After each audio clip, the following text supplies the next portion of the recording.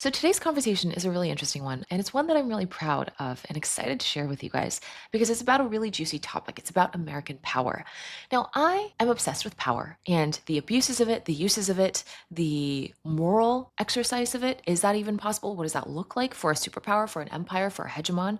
These are topics that I've honestly been wrestling with since I was 15. I come from a developing nation, so called, and I was raised in the United States. So the distribution of power and prosperity across the world is something that has been striking to me from a very early age. You could say that this episode is simply a continuation of a conversation I've been having with myself for a very long time at this point. A little bit about Dr. Shadi Hamid. He is a columnist at the Washington Post, a senior fellow at Georgetown University Center for Muslim Christian Understanding. He himself is a Muslim and Egyptian American, and this actually has shaped his worldviews and his relationship to this idea of American power in really interesting and not necessarily predictable ways. He used to serve on the editorial board of the Washington Post. He was a senior fellow at the Brookings Institution, a contributing writer at The Atlantic. He's the author of several books about political Islam and democracy, including this most recent one called The Case for American Power, which is mainly what we cover in today's conversation. Regardless of where you fall on the political spectrum, you might agree with parts of this conversation and find other parts pretty uncomfortable.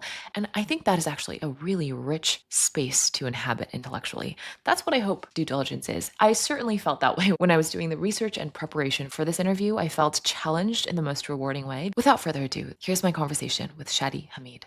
We are here today with Shadi Hamid, who is the author of The Case for American Power, a book I have really enjoyed and grappled with tremendously because it touches on a lot of themes that both cause me great inspiration and torment. So I'm grateful that you have articulated and shared the story of your own evolution, arriving at some of these conclusions. I want to start with something that you say that I find provocative and rousing. So you say, power is a fact. Someone must wield it. The only question is who. And elsewhere, you say, if power is a fact, if it must be wielded, we should always prefer that it be wielded by leaders who are more rather than less constrained by their people. To me, this was the encapsulation of the thrust of the book. Can you elaborate on this? Yeah, sure. First of all, Delma, thanks for having me. I think an important part of the book is coming to terms with power and the realities of power. And I think that a lot of folks on the left, there's a kind of skittishness about wielding power, a discomfort with the idea of power, but also specifically the use of force. And I think that part of what I wanted to do was to say that power is inevitable, as you mentioned. It is a fact. Someone is going to be wielding it. We have a choice. We can say that it would be better for China or Russia or other powers to wield that power, or we can prioritize our own country. And that goes to the second part of what you mentioned, which is we should want leaders who are constrained more by their people. This is the fundamental distinction between democracies and autocracies. When China or Russia are acting in the world, or if Russia is invading a country, that decision is made by one person and one person alone. That means that there aren't really checks and balances. And it's very dependent on the dear leader. And as long as the dear leader is alive, the people don't really have a say in the matter. There is no avenue for self-correction in autocratic regimes. What we have in the US and of course in other democracies are avenues for self-correction. We also have other people than the president who are contributing to policy decisions. Ideally, you'd have Congress providing more of a check on the executive. But you also have, I think most importantly, the people providing a check on the executive. A growing number of Americans, a very large a majority of Americans, don't like the war in Iran and think it's stupid and silly and whatever else. And that means that Trump and the Republicans are less likely to win later this year in the midterms and then in 2028. That's the kind of feedback that is really important and really defines who we are as a country, is that leaders can't get away with it. They do things, but then they have to take responsibility. And that is ultimately what makes me think and believe that the US is better than the alternatives. And I use this term, this phrase in the book, which people might be uncomfortable with, but I say that the US is morally superior to other countries like China and Russia. And we shouldn't be afraid as Americans to just say that outright. First of all, it's our country. So of course we should be biased towards our own country and we should feel proud of it. We shouldn't be self-hating or self-loathing. But I think the other part of it is we're proud to be American because we know that America stands for something beyond the nation state. It's not just a country that pursues its own narrow national security interests. It's an ideological state. It's a mission-driven state. From the time of our founding, every president has aspired to those higher ideals, except for Donald Trump. That's what actually makes Donald Trump such a striking figure. Until him, people at least offered the pretense. We didn't always live up to our ideals, obviously, and I'm sure we'll get into that. But at least there was a sense that America stood for something. And a big part of that, of course, is freedom, liberty, democracy, and the idea that it's not just for Americans to experience freedom and liberty, but it's something that the whole world and other peoples and other cultures should be able to share in. What I like about your argument in this book is that it's realistic about how the world works. And I used to fall prey a little bit to the sort of what you call the nirvana fallacy, which I love. And I'd love for you to unpack that phrase. But I say that I got Noam Chomsky pilled when I was in high school, and I went deep in that rabbit hole. And then it continued through college. And then at some point over the last several years, I've come around to realizing, kind of like you say in the book, power is a fact. Somebody's going to wield it. Somebody's going to have it. This is, human history is a history of people's vying for power. And I do think there's something to this idea that because America is, in fact, exceptional in being founded on these ideals, despite being imperfect in upholding them, there's something to be said for that.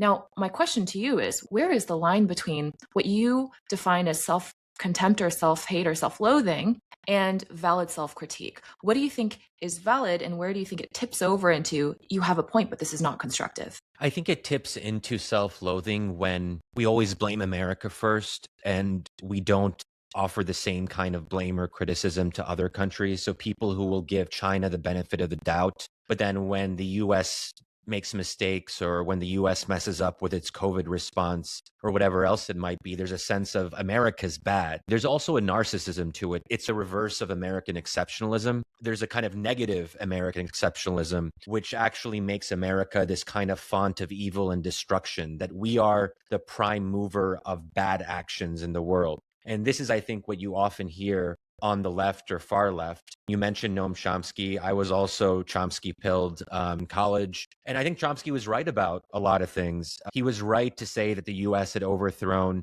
elected governments in Latin America during the Cold War. We have done a lot of bad things in different parts of the world. There's no doubt about it. But I think that it's also important to look at the good things that America has done. And what I worry about is the self-loathing type of approach is one that actually has no room for anything positive that the US has done. Even our founding is evil. And this is why, I was uncomfortable with the 1619 project and this effort to remake the American founding into something that we should be ashamed of. That to me is just going a step too far. This also, I think, dovetails with the nirvana fallacy, as you mentioned, which is this tendency for us to compare things as they are to some kind of ideal that is completely unrealistic. We have to compare America to the available alternatives. And that's the way we should approach our life when we're assessing anything. The ideal is something that we imagine, it's in our minds, and it's nice to think about. But at some point, we have to live in the real world. And this gets back to the question of power, that the US is not a human rights organization. It's not an NGO. It is a country that at some point it has to worry about defending its own people. If there are bad forces in the world, if there is evil that we have to confront, and there is evil in the world, bad people do bad things, as we are seeing more and more of that, then there has to be some country that tries to push back against that. And Europe doesn't rise to the occasion. The UN is relatively feckless.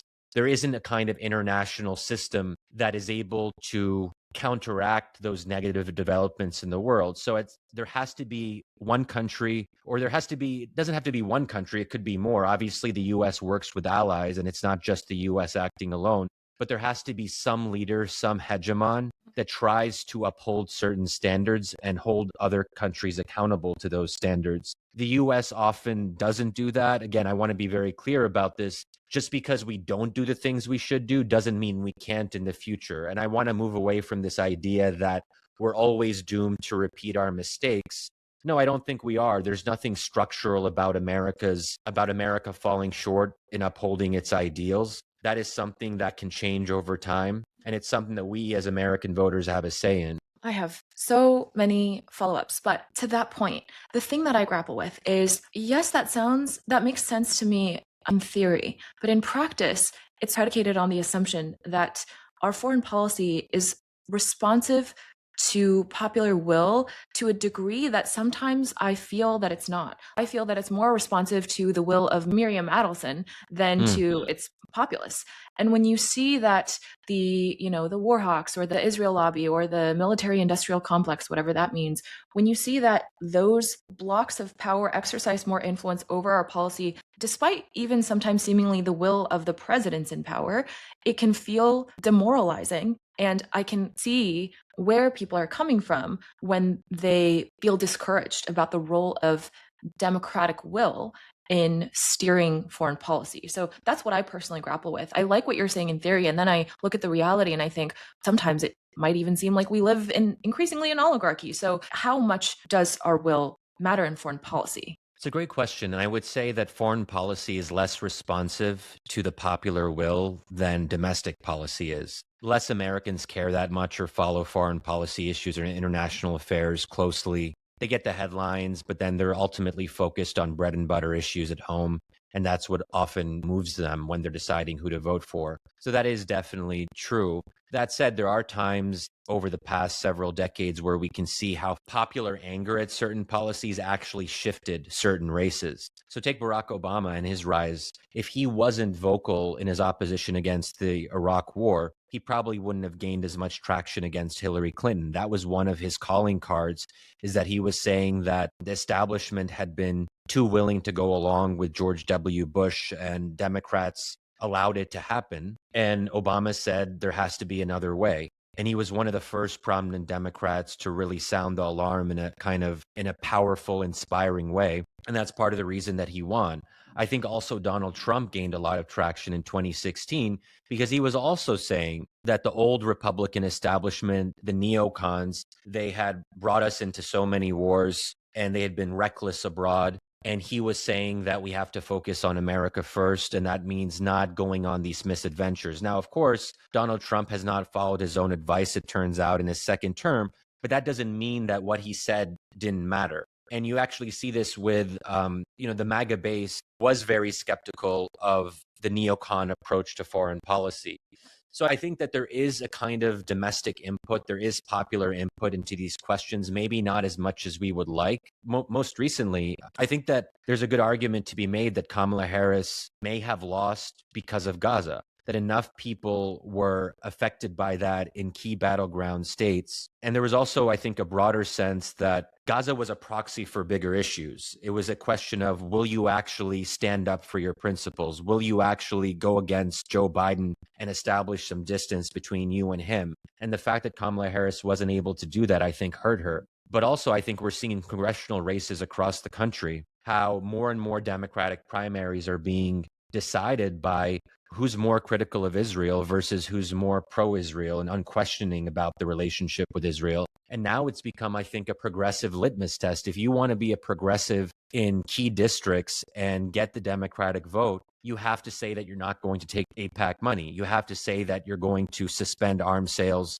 to Israel. That shows that Democratic voters who are disproportionately critical of Israel and more sympathetic to Palestinians, as we've seen in recent polls, elected leaders and people who want to be elected are realizing that. So they're trying to be more responsive on this foreign policy question because they know they have to appease their base or at least be somewhat respectful of their base. So I would give those couple examples to say that there is hope. It's totally understandable to be frustrated. I think for a lot of us, seeing how Biden allowed the Gaza war to go on for such a long time and then Trump continuing that war. So we've been at this for 3 years now. And the sense that there still isn't justice, there still isn't a future for the people in Gaza, there still isn't a reconstruction process. It's a kind of shaky ceasefire that Israel routinely violates. So we're still not at that point where the executive branch's policy is totally taking in people's concerns. But my hope is that in 2028, we will have a Democratic nominee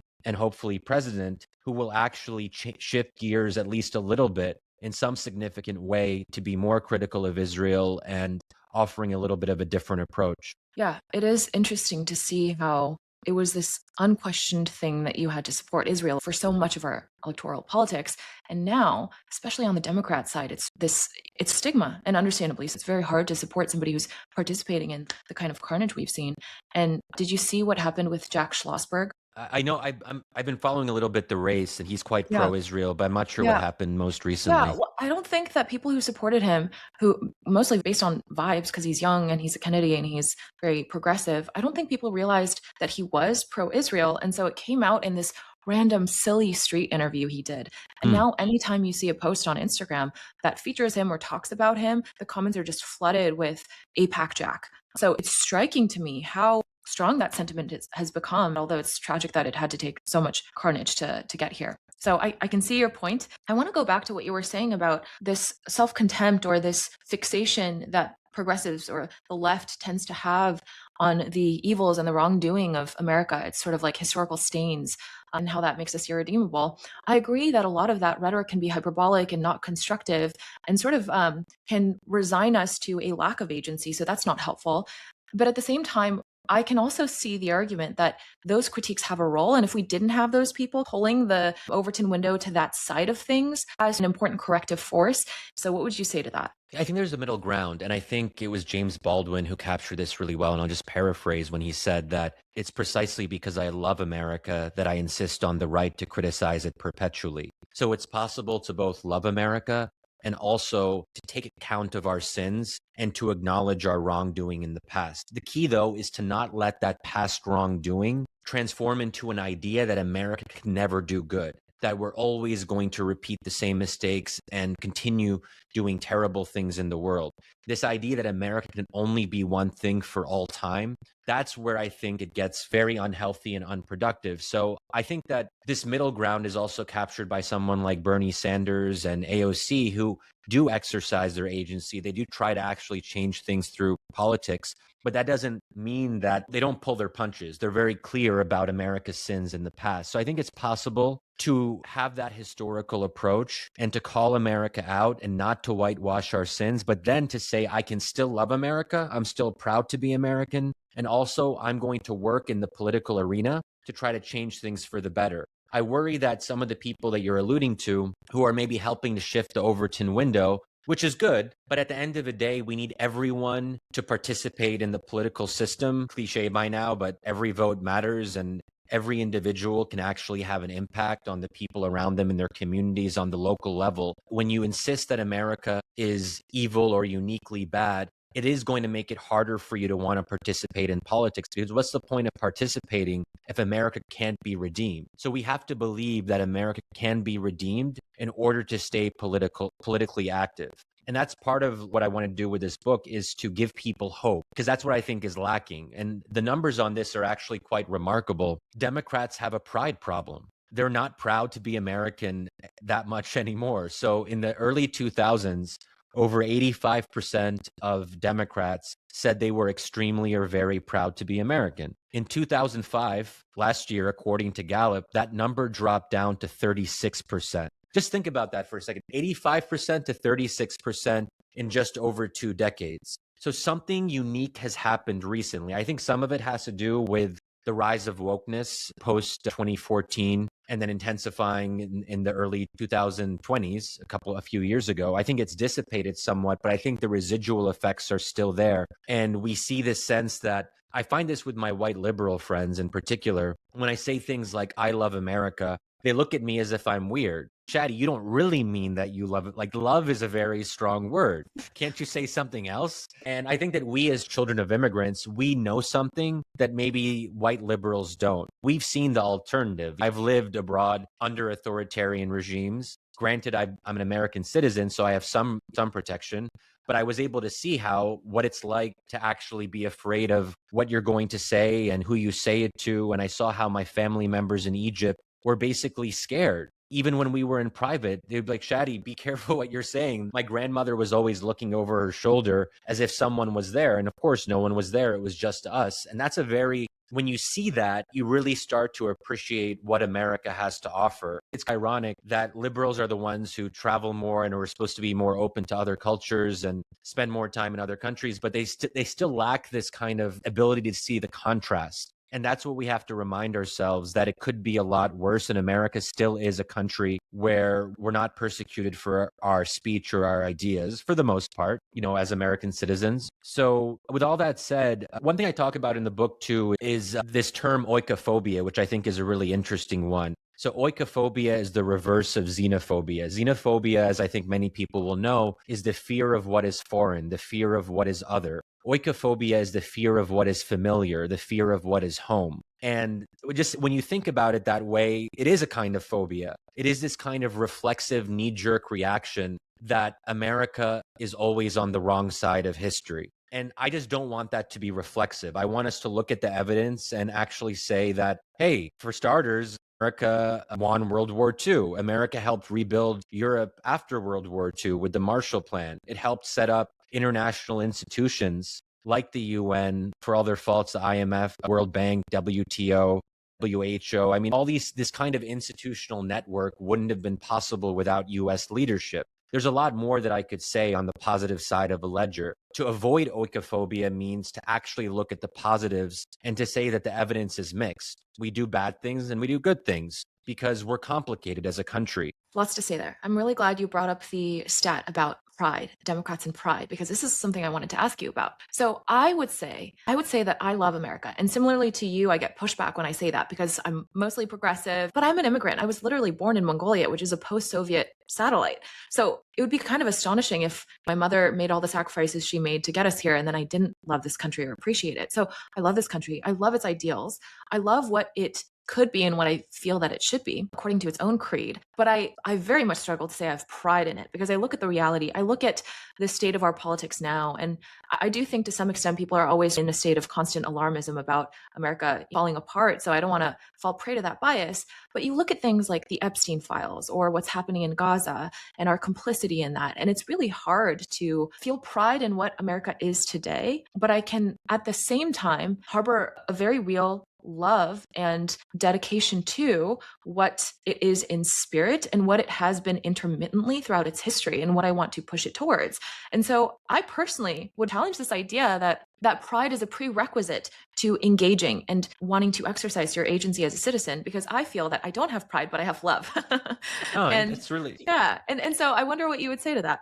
that's really an interesting distinction that I, quite frankly, hadn't thought of, at least not in those words.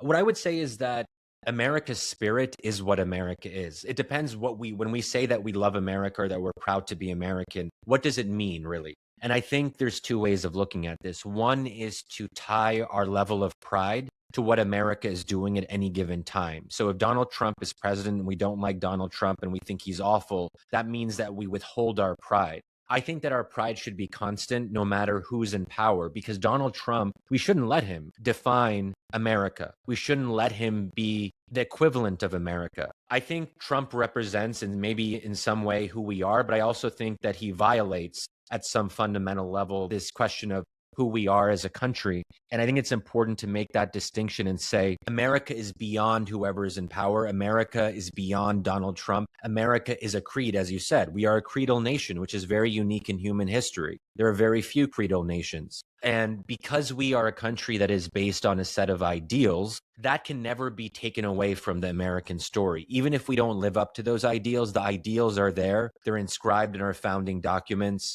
And I think at some level, they're inscribed in our hearts. I think most Americans, according to polling, actually do believe in the American idea. They might express it in different ways, but there is a sense that America is distinctive in this particular regard. I guess maybe it's a semantic issue of how we define pride, but I think that we can be proud of something even if it's, let's say you have a kid and your child is failing in school, is doing drugs, and I guess maybe you wouldn't be proud. Would you be? I'm not sure actually in that case if that's a good example.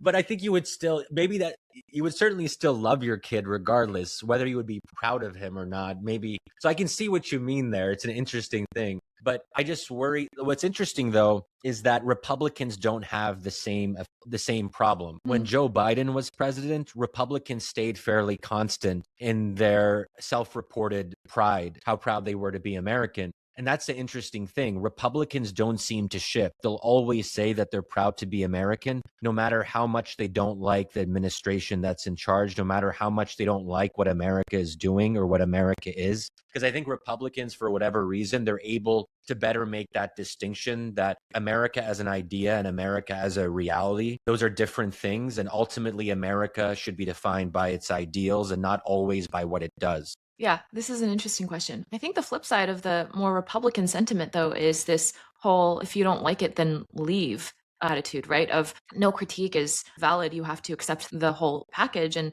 valid critiques of our history are there's no room for that in art discourse. Whereas I actually agree with the James Baldwin sentiment that if you love something, then you're going to want it to be better. You're going to want it to live up to its own stated ideals. And so I guess my sort of frustration with the blind patriotism of the right is that there's no room for what I feel to be the truest patriotic move, which is to actually push for things to be congruent. Which brings us to the question of hypocrisy, which I really liked your thoughts on. Hold on, I want to read out what you wrote that I really liked. You have said, hypocrisy can be useful. Hypocrisy is the cost of trying to be better than we are. I think this is something that might be a new and provocative concept for people. Can you unpack what you mean by that and how you've come to arrive at this conclusion regarding American hypocrisy? Yeah. So the only way you can be accused of hypocrisy is if you have ideals. So the fact that America is so consistently accused of hypocrisy shows that people expect better of us because we're so open about our ideals and our aspirations and that we want to support, in theory, democracy abroad. And we want to respect human rights abroad. We want to fight human rights abuses in authoritarian countries and so forth, that people hear that and believe us. They believe that there is that deeper desire to be better. And what hypocrisy allows for, it means that other countries, Americans themselves, can hold America to a higher standard and say, hey, our leaders, you're being hypocritical because you're doing one thing and saying another. And it allows us to see the gap between our ideals and our actions. And as long as we can see the gap, it means we can try to close it. It means that we have aspirations, even if they're unmet. Compare that to, say, China or Russia. No one is totally surprised that Russia would do something like invade Ukraine, or that Putin would be an autocrat, or that Putin only cares about his narrow self-interest, because Putin doesn't aspire to anything more. He doesn't use the language of human rights and democracy. So we're like, Russia's acting like what we would expect. Or China, I think, is something similar. No one's that disappointed in China. No one feels betrayed by Chinese foreign policy because we kind of expect that China isn't going to be a great actor in the world. That's not what they claim to be. They're not claiming to live up to those kinds of ideals. Because we claim to live up to those ideals, that's precisely what makes us different. And I'll just give a couple examples of seeing this up close on the ground. During the Arab Spring, I was in Tahrir Square in Egypt when Mubarak fell. During those protests, I would see the activists in the square. They would hang on every speech that Barack Obama made. They would hang on to that because they understood that America might actually do the right thing. And ultimately, maybe it was too late or slow or whatever, but Barack Obama ultimately did call on Mubarak to step aside. And when he made that speech, people in Tahrir Square were cheering because they had this sense that America was capable of doing the right thing, and it did for that moment. Or take, for example, the Libyan opposition when Gaddafi was killing thousands of Libyans during that early period of the Arab Spring. The Libyan opposition was begging for the US to intervene militarily to stop their slaughter. They didn't turn to Russia or China. They turned to America because they had at least some faith that America might help them. And I think that's actually a big part of how people in the rest of the world view us. The reason they're so disappointed in us is because they expect better of us, and they should expect better of us. So hypocrisy, I think, provides that very useful prism. It reminds us of who we can be and who we should be, and it allows us to try to close the gap. And that's ultimately, I should say, too, to go to what you were saying just a moment ago, that's part of why I'm a progressive, because I think that despite what it might seem, I think the problem with writing a book like this, people can assume that I'm on the right or that I'm hawkish and I'm this kind of neocon type person. But I am actually a progressive. I actually worked on Bernie's foreign policy team in 2020, which was also kind of weird. And the other people there looked at me like, Shadi, Why are you here? But I was like, I actually think Bernie has a good middle ground on a lot of these questions. And the reason that I'm a progressive is because I think America can be better. And I think you're exactly right to point out that Republicans, their problem is that their patriotism is blind. They don't actually do any self-criticism. And self-criticism is absolutely important. You can't improve and change your behavior if you don't self-criticize. So the progressive story is a very important one, that America gets better over time. We find ways to correct our mistakes. We find ways to atone for our sins. I used to feel this frustration with American hypocrisy in the way that you describe a lot of progressives having it in your book, until when Trump attacked Venezuela, he just came out and said the quiet part out loud. He was like, we're there for oil. And there were a lot of people who were trying to, even in his administration, who were trying to dress it up as some sort of humanitarian intervention. But he was very explicit about the fact that it was more about resources and it was more a power play. And I remember in that moment thinking, I used to think America would be morally more pure if it were more honest. But now I actually appreciate that we used to have that pretense, and we have historically had that pretense for the reasons you describe. The other part of what you said about hypocrisy that I found very insightful and important for people to understand is that you basically pose the question, what does it mean for a nation to be hypocritical, right? For a person to be hypocritical is one thing. For a nation, you have competing interests and coalitions and interest groups. And so the hypocrisy is not so much the outcome of some sort of sinister motive, so much as the byproduct of different parties vying for power. So from that sense, it's almost inevitable that a country that has this idealism and hegemonic aims would end up being hypocritical, because you just have different agendas competing. So I really liked that insight. And I wonder if you have anything to add to that. Yeah, it's a really good distinction between individuals and nations. And you can also think of it in terms of, is a person who aspires to morality and talks about being moral but falls short, is that person better or worse than someone like Donald Trump who doesn't even pretend? I think pretenses matter in real life, because without pretenses, we just have naked power. We just have naked self-interest. We see the darkest sides of human nature. I mean, as you said, Venezuela was a really good example of this. Do we really want to be led by leaders who say the quiet part out loud? Trump couldn't even be bothered to pretend that it was about humanitarian reasons. Another way to look at it is the difference between liars and bullshitters. A liar at least knows that he's obscuring the truth. A bullshitter doesn't even know what the truth is. Everything is bullshit. And I guess people can differ on what's better ultimately, but at least with liars, we can call them out on their lies and maybe they'll actually realize that they did something wrong. With Trump, you can't do anything like that because there is no concept of truth. On your other point, I think this is a really important thing to remember. American policymakers, take George W. Bush and the Iraq War. That was a terrible war, not just a stupid blunder, but something that was just fundamentally immoral and destructive. But does that mean that I think George W. Bush and his advisors were waking up every morning thinking, how do we kill more Iraqis? No, I don't think there was that malicious intent. And I actually think some of the neocons actually had better ideals. They actually thought that maybe they would help the Iraqi people.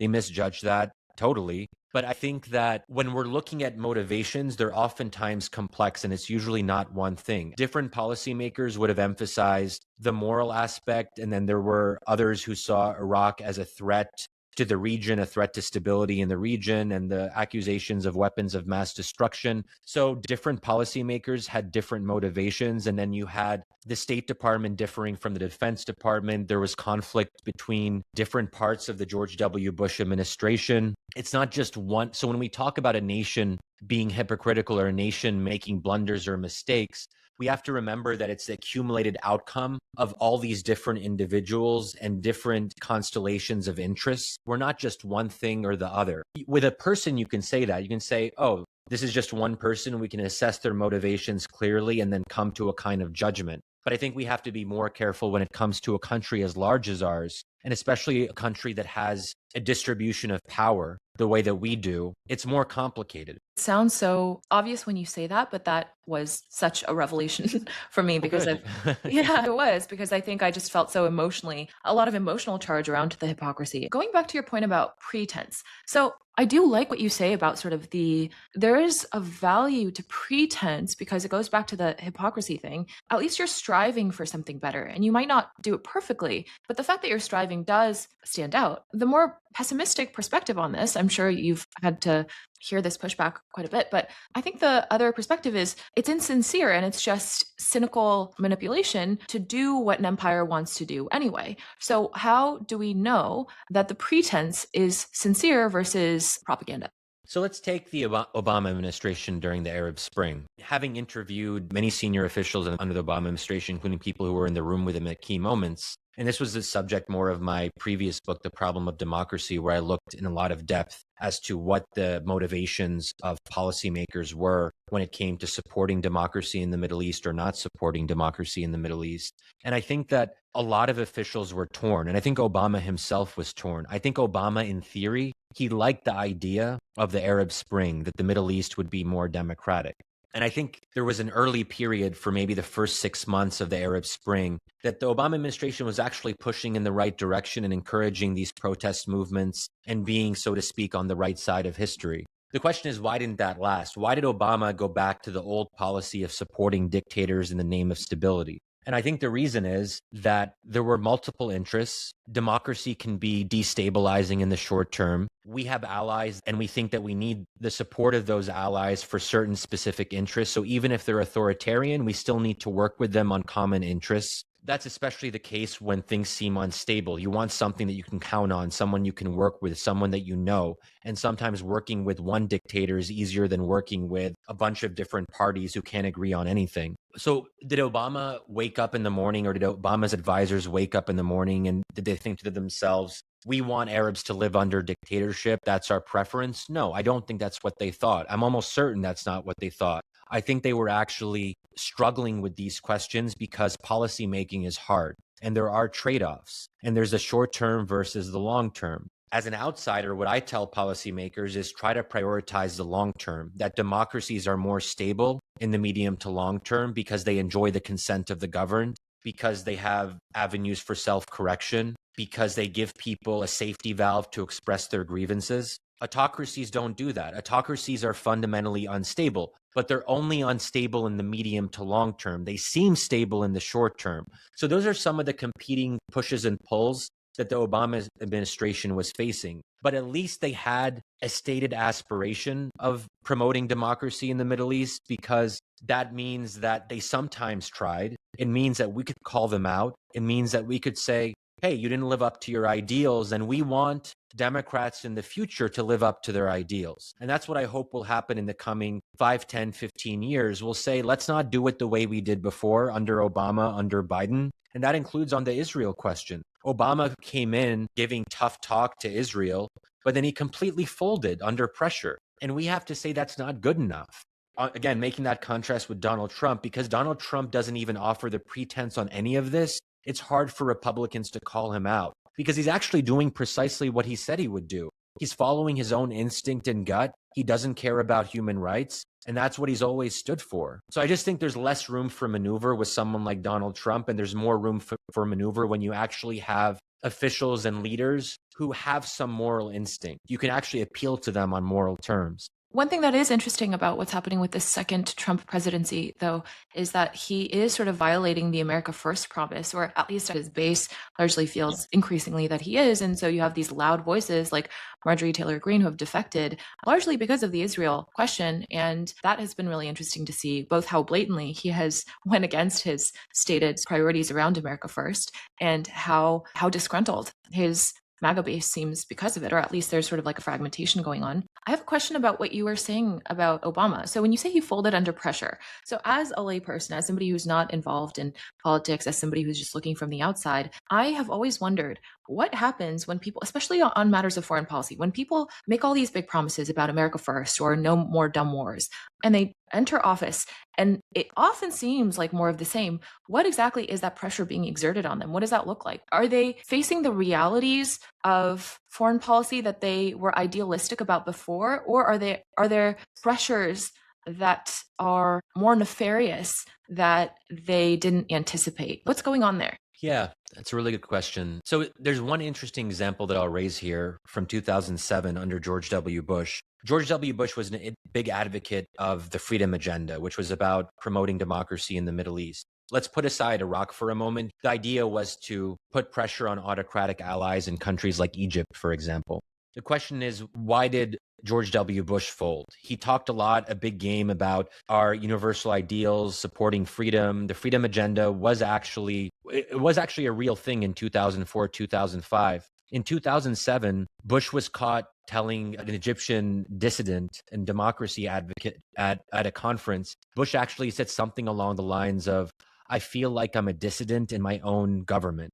That's really interesting that he would say that. Bush felt that the State Department, Defense Department, intelligence services, Congress, he was passionate about supporting democracy as an ideal, but he felt very constrained by the government apparatus, by the people around him. I think something similar with, maybe not something similar with Obama, but maybe domestic lobbies played more of a role. I think that he was really concerned that if he put too much pressure on Israel, he would get attacked as God knows what, like a terrorist sympathizer or someone who was like a closet Muslim or someone who was going to destroy the US-Israel relationship. And I think he just worried that if he was attacked along those lines, it would make other priorities more difficult to pursue. And I think he realized that changing the US-Israel relationship wasn't his top priority. His top priorities were healthcare, for example. So I think it's a question of how leaders want to use their political capital. They have a limited amount of political capital, and they have to make difficult choices about what they're really going to stake their administrations on or stake their careers and their legacy on. And I think when push comes to shove, it is hard to actually disentangle ourselves from Israel. You have to go against a lot of entrenched interests who think that the US-Israel relationship should be set in stone. And I think at the end of the day, Obama didn't want to fight that fight, or he felt that he couldn't fight that fight. I mean, that makes sense to me as an explanation, especially during that time before we've had this awakening of realization that this special relationship between the US and Israel, okay, it's one thing to have an ally in the Middle East. It's another thing to give a blank check to a country that is committing these humanitarian offenses. And so I think there's more around that now, but I can see how, during his 2 terms, it would have been more difficult to expend political capital on that. My sense that I get from your book is that you still feel disappointed in him. Is that true? Is that a valid interpretation? And why do you feel that way, if it's true? Look, I think the Obama era was a tragedy, especially on foreign policy. Here was a relatively young president who had this message of hope and optimism. He had different ideas. He had spent time studying. He was more familiar with Muslims and the Muslim world. He was son of a Muslim, and he was the stepson of another Muslim, oddly enough. He had lived in Indonesia as a child. He had friends in the Arab American community in Chicago. He knew Edward Said, the kind of legendary pro-Palestine activist. He was friends with Rashid Khalidi and his wife, and Rashid Khalidi is one of the leading pro-Palestine authors, former professor at Columbia, very influential in this space. So Obama was someone who seemed like he would be more sympathetic to the Palestinian cause, and I think deep down he probably was. So there was so much promise. Here you had someone who actually had empathy towards Arabs and Muslims, who actually understood their grievances, but he wasn't able to actually put that into policy terms because he felt so constrained. I think that he acted more constrained than he actually was. I think there was a lot more that he could have done, but he was a cautious person. He didn't want to rock the boat. He didn't want to be seen as too controversial. He wanted to be seen as respectable in the mainstream. I think all of those things made him a less ambitious, a less courageous president. And that's why I think so many of us progressives feel betrayed by the Obama era, is because of that gap. There was this sense that he was this kind of political savior. I remember even the iconography around Obama at that time in 2008. You would see paintings and drawings of him like with a halo, like him staring out into the sky, like almost as if God had sent. That was the way he was talked about, as this kind of messiah figure. So it's natural to be disappointed. I think also the Arab Spring is a big part of it for me. I think this was our one great opportunity to fundamentally reshape our policy towards autocratic regimes in the Middle East. We could have finally started putting real pressure on them and conditioning military aid or withdrawing military aid to countries like Egypt, Jordan, Morocco, all the weapons sales that we gave to Saudi Arabia and the UAE and so on. That the Arab Spring was a chance to say that the US would finally be on the side of the people, on the right side of history. You had all of these people protesting because they wanted more freedom. They wanted more of a say in their own lives.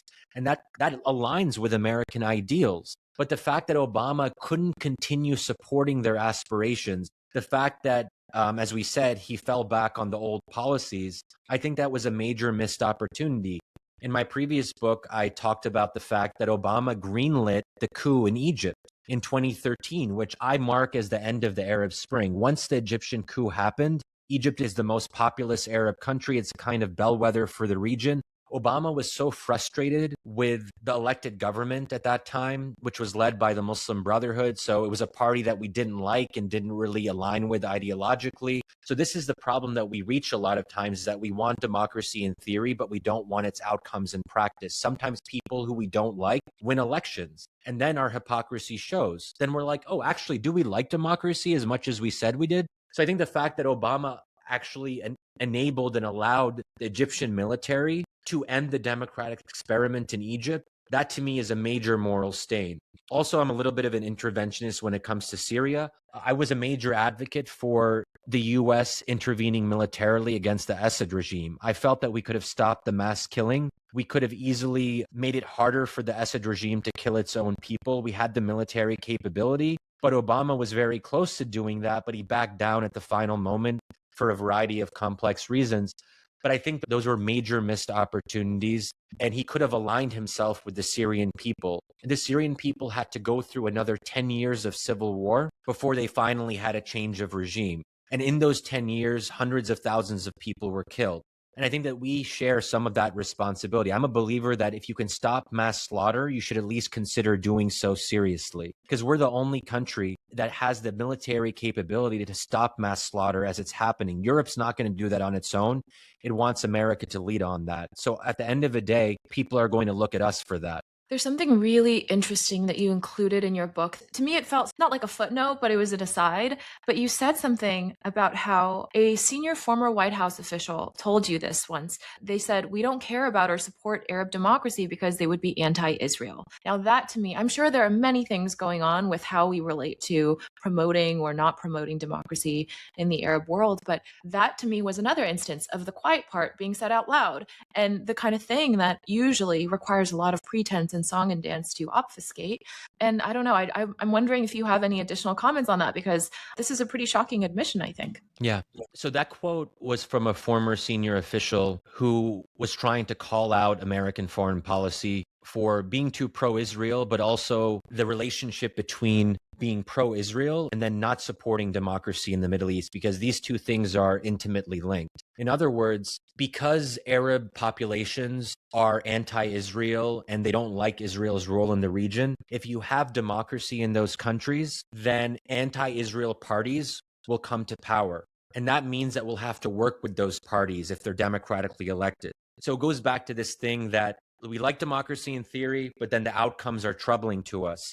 And most of the parties that were doing quite well during the Arab Spring were Islamist parties. I mentioned the Muslim Brotherhood earlier. That's one example. But these are religiously oriented conservative populations, and they tend, when they have the chance, to vote for religiously oriented parties that are conservative, that are maybe want Islamic law to play more of a role in public life, but they also don't like Israel. So I think there was a lot of nervousness that if these parties come to power, they're going to damage the US-Israel relationship. And that's why the US-Israel relationship is not just about our relationship with Israel. It has a distorting effect on our overall policy in the Middle East. That's one of the big reasons that we like autocratic regimes in the region, because autocratic regimes go along with us when it comes to Israel. They don't oppose Israel all that much. They're client states. They're weak. They're quiet. They don't want to cause problems with the US. They don't have any independence. And we like that sometimes because those client states do our bidding. It is interesting how even during the Cold War, right, we support democracy as long as you vote for the guys that we like. Yeah. Which brings me to a question. This is another sort of rebuttal I find emerging in me, which is, okay, yes, we have ideals. America is a cradle nation. We believe in democracy at least some of the time. Sometimes we are sincere in our efforts to spread it. And at the same time, push come to shove, when we have had to choose between the logic of empire versus actually making the moral choice, have we ever made the moral choice when we've had to choose between the two? Yes, I think we have. Let me mention a couple things on the positive side of the ledger. So after we supported authoritarian governments in Latin America during most of the Cold War, we started to shift away from that policy in the 1980s. The Reagan administration started to put pressure on those regimes to open up their political systems and respect human rights. The US actually helped facilitate democratic transitions in countries like Brazil, Guatemala, Peru, and so forth. So there are moments where we actually do help on those types of things. Also, South Korea and the Philippines, after supporting their autocratic regimes, we started to withdraw support in the 1980s, and that allowed democracy to finally take hold in those countries after decades. I would also say that there's just been a broader shift. At the end of World War II, only 8% of the world's countries were democracies. By the 1990s, that number was over 50%. Why did that happen? Because the US was a leading power, because the US became the dominant power, the only superpower after 1989, and that helped facilitate what's called the third wave of democratization, which took place partly in the 1990s. So when we look at democracy spreading in Eastern Europe, for example, that's partly because of US influence and because Eastern European countries and populations looked up to the West as a kind of moral example against the Soviet Union. I would also say that in the 1990s, there were three decisions that were made that I think were ultimately the right and moral ones. One was the first Gulf War, when the U.S. intervened against Iraq and Saddam Hussein after Saddam Hussein invaded and occupied Kuwait. The U.S. was the only power that was going to stop the occupation of Kuwait. And the Kuwaitis looked to us as the only power that could do that. And ultimately we did. So that war was actually, I think, a good war, a moral war. Saddam Hussein shouldn't have been allowed to take over an entirely sovereign country and fold it into Iraq. There was also the Clinton administration, maybe too late, but it did. It intervened in Bosnia to stop the Bosnian genocide. And that was helping Muslims ultimately and saving them from death and destruction.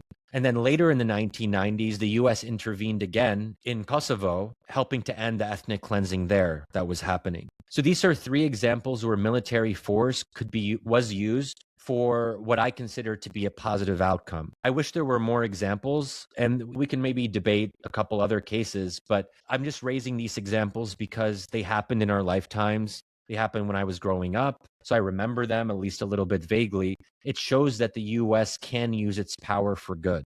Those examples are helpful. It's good to know that there's something on the other side of the ledger, and I don't think that a lot of progressives realize that. By and large, though, sometimes it can seem like, well, we support democracy when it coincides with our interests, and if it doesn't, not so much. Would you challenge that? Yeah, I think oftentimes we support democracy when it seems like it aligns with our interests. We helped democracy take root in Western Europe after World War II. Was that also in support of our interests? Yes. Interests and ideals were aligned in that case. But I think there are also times where we put pressure on authoritarian leaders when it wasn't very clearly in our short-term interests, like during the freedom agenda of 2004, 2005 with countries like Egypt. There were a whole slew of elections that were held in 2005 and 2006, partly as a result of the growing openness in the region at the time. I think also that as much as I was against the Iraq war, I think we have to acknowledge that Iraq is one of two partial democracies in the Arab world right now. So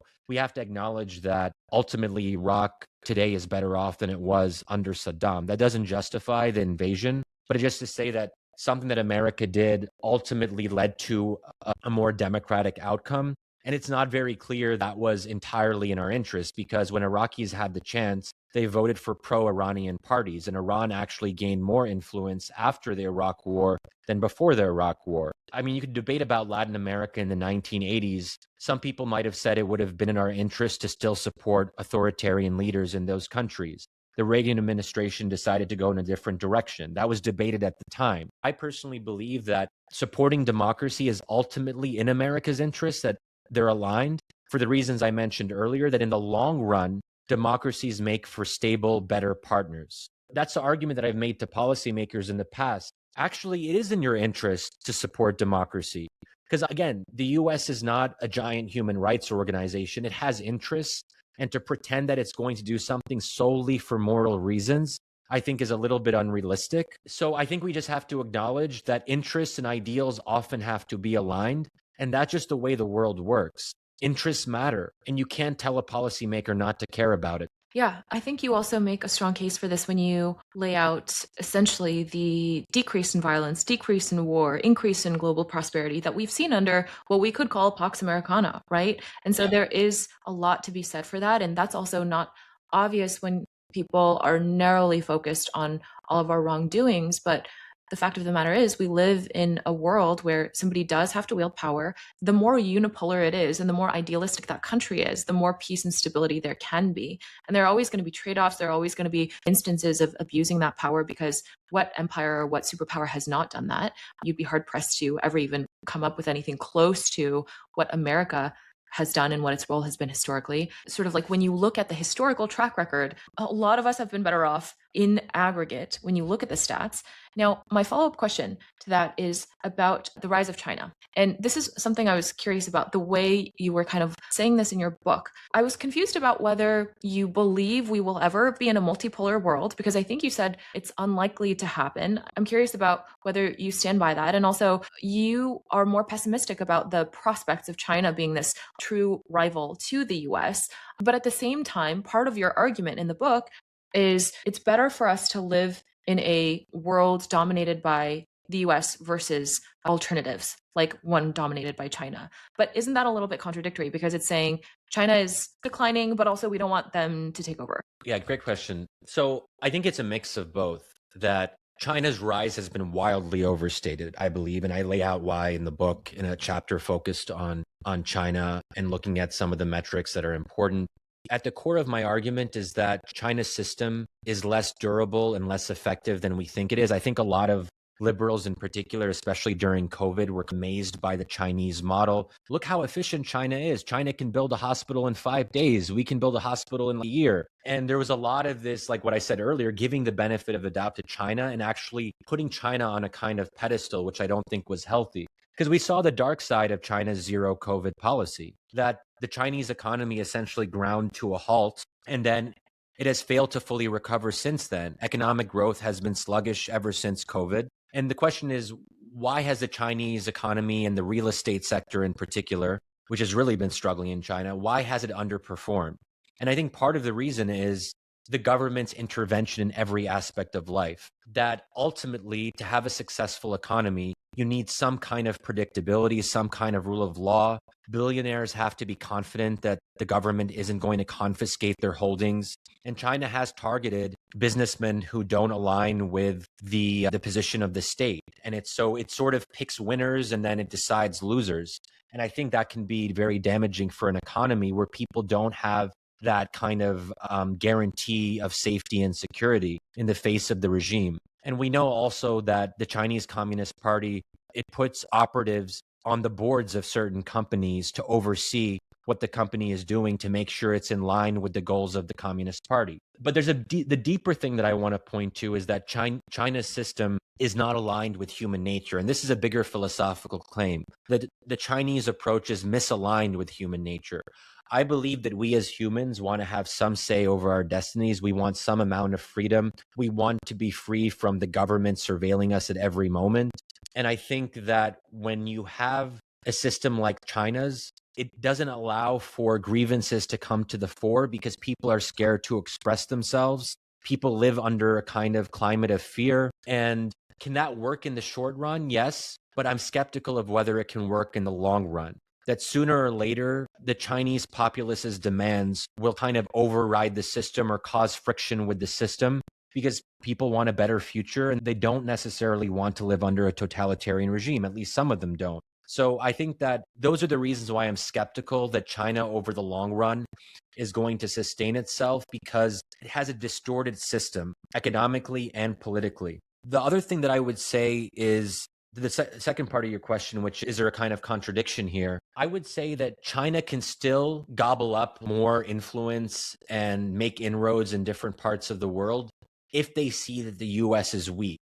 So I don't deny that China can play an influential role. I don't deny that China can gain more influence. I just don't think it will overtake the US. But at the same time, I don't want it to gain ground. I don't want China to close too much of the gap and become a closer competitor to us. But I think that we allow that to happen if we step back from the world stage and we cease to be playing this kind of hegemonic role in East Asia, for example, China will step into the void and become more aggressive. I think that's the lesson. One of the lessons of the past 10 years, that China and Russia get more aggressive, the more they see the US pulling back, the more they see US weakness. Interesting. It's sort of a peace through strength kind of argument in a way. I wouldn't call it that, because I think, but yeah, there is an element of sometimes we have to demonstrate that we're Mhm. powerful. Yeah. People sometimes forget that we're a superpower, and they Mhm. take advantage of us, Yeah. and they exploit our weaknesses. I think Russia has done a very good job of that time and time again. They see US weakness, they invade Georgia in 2008. They see American weakness in Syria, they intervene in September 2015. They see American weakness and the sense that the Biden administration won't actually do. They might have been wrong about this partly, but there was a sense that the Biden administration was relatively weak. So why not go in and invade Ukraine? So this is what I get worried about. We have to be very careful about giving incentives to these other powers to kind of run roughshod over global norms. Related to the China question, you mentioned an author in your book who I actually interviewed last week, and you critique him, and I would like to put you two in dialogue through these episodes. So, Daniel Yeah. A. Bell, wrote a book called The China Model, and he's about to publish a book about ancient Chinese political philosophy. So that's what I interviewed him about. But I found it really intriguing what you were saying about performance legitimacy, and I'll add a few more thoughts here. You also mentioned something in your book. You say one could say that economics is downstream of culture. And there's this other argument for the Chinese model overall that the right economic and political system is somewhat contingent on culture and on the civilizational values of a given society. So I can see that argument. I can also see your argument that, human liberty, in a way, sacred and inviolable. Certainly I adhere to the American creed in that way. But I think there's also something interesting about this rebuttal of maybe the American system is not this one size fits all in every way. What would you say to this idea that the Chinese system is more suitable for its maybe Confucian values or civilizational cultural values, and that might imbue it with more resilience than we might think because we're evaluating it according to our own values? Yeah, I'm a little bit hesitant to ascribe to this cultural exceptionalism argument that China is somehow unique compared to its neighbors because of a specific set of values. I believe all values and all civilizational approaches are compatible with democracy. And I think that it's not one size fits all. What I'm advocating is not supplanting American democracy on foreign shores. I think each democracy will be unique and in accordance with its own culture and religion. As I mentioned, countries that are more religiously conservative, if they're democracies, are going to have more religion in public life because that's what the people want. The great thing about democracy is it channels popular sentiment. So if popular sentiment in China is one particular way, a democracy would naturally reflect that. If people want more Confucian values in public life, whatever that might mean, they can express that through voting. I don't see why it has to be done through a top-down authoritarian regime. And the fundamental weakness, maybe Daniel Bell had more to go on pre-President Xi Jinping being so dominant in Chinese politics. But right now, you have one person who determines everything, and you don't have any checks and balances on that one person. So the thing about autocratic regimes is they do well if the leader is making smart decisions. But what happens when the leader isn't making smart decisions? You have no way to correct for that. And I just don't think Daniel Bell in his work really is able to square that circle and come up with a good answer as to what citizens should do in an authoritarian regime when they don't like how it's going, when they disagree with the course the government is taking. They're stuck.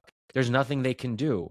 And that creates a kind of dilemma in these countries. You mentioned performance legitimacy. This is another fundamental weakness of the Chinese model. It depends on performance. That's exactly what performance legitimacy means. We as Americans, the American state, the American system doesn't depend on performance legitimacy. It does partly, all regimes do, but it doesn't depend on that. That's not at the core of our survival. We have a kind of value legitimacy or ideological legitimacy, democratic legitimacy. These kinds of legitimacies are deeper because they don't depend on what the government is doing at any particular moment. It's about a social contract between those who govern and those who are governed. And that is a very powerful thing. We buy into the American system, even if the economy isn't doing well.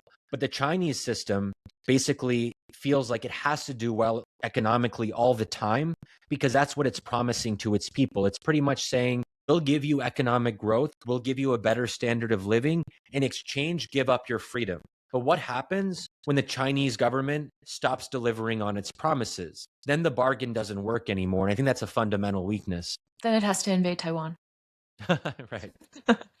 Okay, so I'm going to wrap up with two more questions. I'm curious, maybe these are reductive terms and you don't resonate with either of them, but would you call yourself an idealist, a realist, something else when it comes to these questions? I think at the core and in my heart, I'm an idealist because I believe in America as it can be, and that animates me. And honestly, this is a through line throughout my life. In the book, I talk about how I was quite different in college, for example, where I was this Noam Chomsky reading anti-war activist who always thought that America was doing the wrong thing. I blamed America first. I wasn't really proud to be American. I saw America as a problem to be solved. And I also was on the outside looking in. And this is a part of what made me change. I was always protesting. I actually led a small tent encampment at Georgetown at the time before tent encampments were cool. We helped lead a die-in at one point, which is when a bunch of people lie on the ground as if they're dead. It's a very powerful kind of image as people are walking by. But I think after a certain while, I came to this conclusion. This is the realist part, that I didn't want to be powerless, that I wanted to actually have some influence. I wanted to talk to policymakers and perhaps change the way they saw certain issues. Whether or not I've succeeded on those terms is perhaps another debate.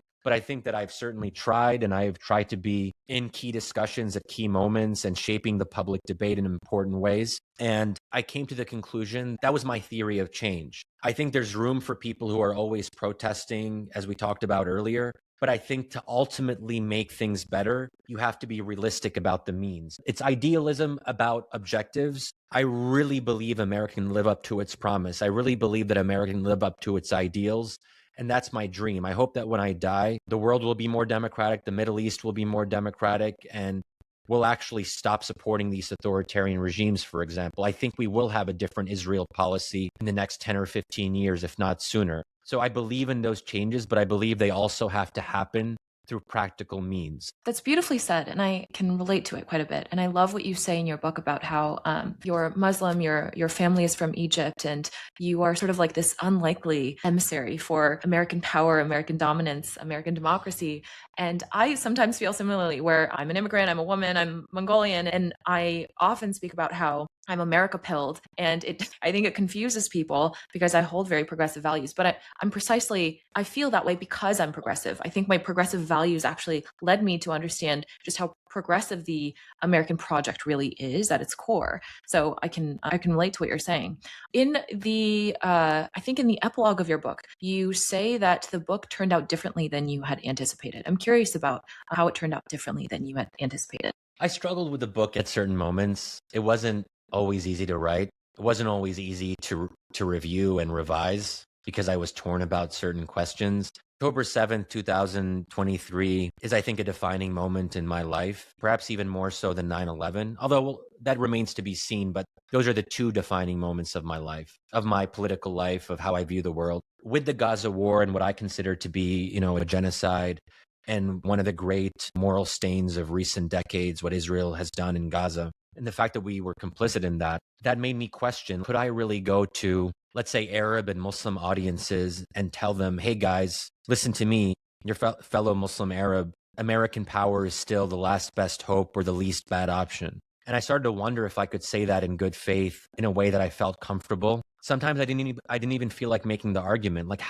It's a weird argument to make when America is doing such awful things. And after Trump was elected, it made it even harder because then it's sort of like, okay, we have someone who we think is destructive leading the country. That complicates matters. And then with the Venezuela intervention, the Iran war, all of this makes my arguments an uphill battle. But I guess I think that it's still an important argument to make and a necessary one precisely because it's so unfashionable. I think it is something that people are very skeptical about. There's a lot of Americans and a lot of people around the world who now think that America is just in decline and will never be able to recover. But I want to say that's not a foregone conclusion. Every generation flirts with this declinist narrative. People were writing books about the crisis of democracy in the 1970s. Americans love to look negatively because we hold ourselves to such high regard. So it's easy to get disappointed. It's easy to feel like we're falling behind. People forget that during the Cold War, there were actually a lot of intellectuals, American intellectuals, who thought the Soviet Union had a real chance of winning. They were skeptical about America's longevity. So I think that this always happens. We're so skeptical, and then we say this time is different. This time America is really in decline. One strength that America has that China doesn't is that we can allow immigration.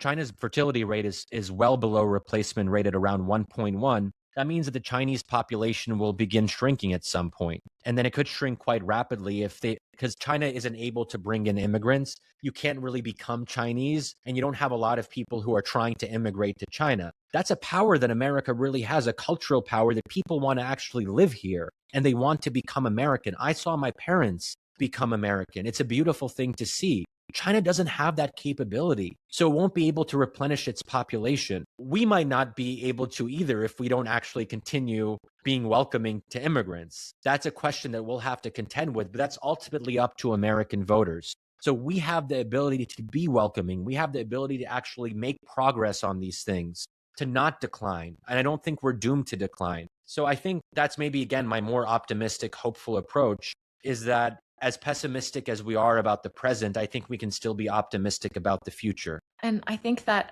that personal story that you weave in through your book is one of the most beautiful parts. And it's really moving to hear the stories of, your mom and your dad and just your own personal grappling with all of this. I think it really hits home. Thank you. So Appreciate that. Yeah. It's a beautiful book. And there might be some people listening who are deterred by the title, but I really hope they read it anyway, because I also I don't have a straightforward relationship with America or American power, but I got so much out of this book. So thank you for writing it. Thank you for being here today. This was a great conversation. Thanks so much for having me. My pleasure.